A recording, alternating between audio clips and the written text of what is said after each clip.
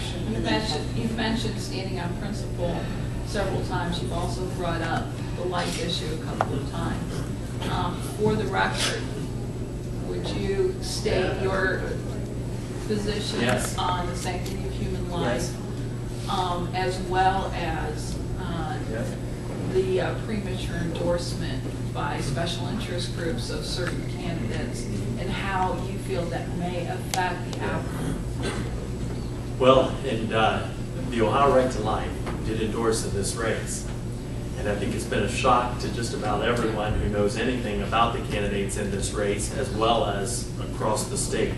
I'm getting calls from other leaders that are strong in their communities, pro-life, in places outside this district. Because the truth is, I do believe that that's, when it comes right down to it, that is one of the most grievous acts of America right now, is the fact that we have said that it is legal to take the life of an unborn child. If you want to take it back to Scripture, if you're a believer, look at how many nations in history were constantly dealt with harshly by their Creator when they were sacrificing their sons and daughters in the streets. It's interesting. Take a look at the book when you get home and look at how they suffered as a result of that. If you don't believe and you don't have a faith, then read the Declaration. The founder said every one of us have the right to life, liberty, and the pursuit of happiness. And therefore, that means no one should be able to take it away.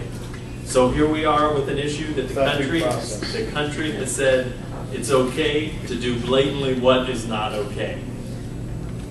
The Ohio Right to Life, my wife and I both, and I, even before that, I guess Dusha knows since she's at the pregnancy center, but been 40 Days for Life chairman, been participated with the Walk for Life. Long before I even knew Dusha, would gather with the groups to do the hand-to-hand lining the streets in Wayne County and so on for the life issue, and actually produced for the Ohio Right to Life just about a page of activities where I've been the keynote speaker at pro-life events, contributed to the different pregnancy centers, all sorts of things. And at the end of the day, they chose the candidate that had the least involvement in any of those activities. And the executive director said, well, you know, we've been talking a lot to Washington and so on, and we've just got he's a new director, first of all, for the agency, brand new. And he said there were just other factors. There were other factors. And I hesitate to say these words did not drip from his mouth, but as I met with them, more or less what it was, you could have drawn the conclusion, the size of your campaign fund would determine whether you got the endorsement. It's very disheartening because the Ohio Right to Life is a good organization with good intentions, and there's still good men and women that are supporting Ohio Right to Life and serving on the board and otherwise. But if you're truly trying to convey to people who has the strongest background in that particular issue, you would think you would choose the one that's actually been involved. You can actually go online, I'm sure. The other night at one of our meetings, one of the candidate that was endorsed, and I don't normally talk about the other candidates, but you asked the question. This issue came up in Medina. A woman in the audience said, I want to know your backgrounds on that issue. And when the gentleman that got the endorsement, Paul Schiffer, could give an extensive resume. You know, he's even went to jail for that issue, standing up for life. I haven't gone to jail, I will admit, but I had my list of activities. Then the gentleman who got the endorsement stands up and says, listen, when it comes to the life issue, life's just not about birth, it's about your late years in life. And I've been in the nursing home industry, and so I have been a strong defender of life, end-of-life care, and so on. And I didn't get a chance to rebut, but what I wanted to say was, you're missing the point. Right now in America, there are laws that say you can murder a child. There are not laws that say you can murder an elderly person. That's why the life issue, it's about the unborn. It's not, yes, we all respect life until death, but there's no laws yet that say you can kill a senior citizen. But there are some that say you can kill a child. And yet, isn't it ironic that that's the gentleman that gets the endorsement? No wonder the voters are so frustrated. How do you navigate through all of these untruths and half-truths of some of the very organizations we trust? But it's in the nursing home's best interest to keep that person alive as much as possible. That's right, I guess so. Okay, Kathy had a question. Yeah. It's as much a statement as it is a candidate, as a question. One of the perceptions that we have is we want someone with the right values, the right attitude, the right understanding of the role between government and citizens. Yes. But we want someone who can go down there and fight, as your question was. Exactly. I think we've witnessed today someone who has a skill that is profound and reveals how he will fight. The gift of explaining, the gift of understanding those issues and communicating it with others, you will have a platform to stand on the floor of Congress, if nothing more than in 1-minute speeches, and advocate for things that we care passionately about. I appreciate it very much, and I'll tell you, along with that faith comes this thought.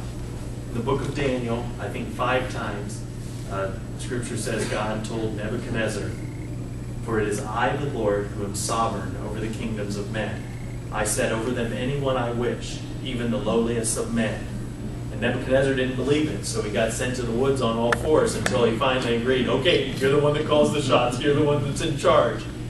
But if you believe that, it makes it much easier for you to stand up on these issues. Because it would appear to me what he was saying is, I'm the one that will control where you end up and what happens to you. So you just stick with me, and if I want you to lose, you'll lose. If I want you to win, you'll win. But one way or the other, you keep your eyes on me and my ways, and it'll all be well. And I guess I can stand here before you today. It certainly has proved true up to this point in my life, so I'm not sure that he'll renege on his promise. I believe it was earlier this week I heard Glenn Beck make a statement. That's absolutely right. We not only need to relearn our history, we need to relive it. Now, as far as this Roe versus Wade, January 20th, 1973, where in our Constitution does any court have any kind of power to make a law? I mean, the legislature body never said it. We're going to vote and say a woman can kill her unborn child. So, you know, that's a usurpation of power. Let me tell you something that I just came across yesterday. A gentleman and I were having a conversation, and before it was over, this is what we came to group. He said, Matt, you know, you're both pro-choice. You're both pro-life and pro-choice.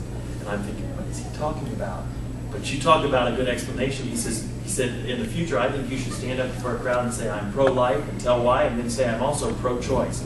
I believe every woman has a right to choose whether or not she gets pregnant. But you know, she had a choice at the time of conception. Abraham Lincoln. That's a two-way street. Yes, exactly. Abraham. Choice before That's conception. what I That's said. the I said better way I'm to say it. pro-choice too, but Yeah. it's before conception, not after. You might want to stick with that, because that way you. That's right. Missing out on- Abraham Yeah, Lincoln. that's right. Abraham That's right. Lincoln was told by the Supreme Court, in his day, says you can't issue the Emancipation Proclamation. The Dred Scott case says, you know, that slaves are property, and you can't release them. And he said, thank you for your opinion, but I'm issuing the Emancipation Proclamation. So every court decision is an opinion only on that one case. And Stonewall Jackson did it earlier. Nixon should have stood up in '73 when this was first decided and said, no, killing an unborn child is still murder. Thank you, Supreme Court, but there's not going to be any murder of unborn or born children.